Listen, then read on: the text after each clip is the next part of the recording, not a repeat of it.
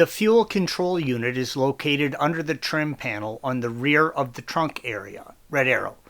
Lift up on the molding and the panel will hinge back up and out. If you need additional assistance with this task, please follow the link provided at the end of this video.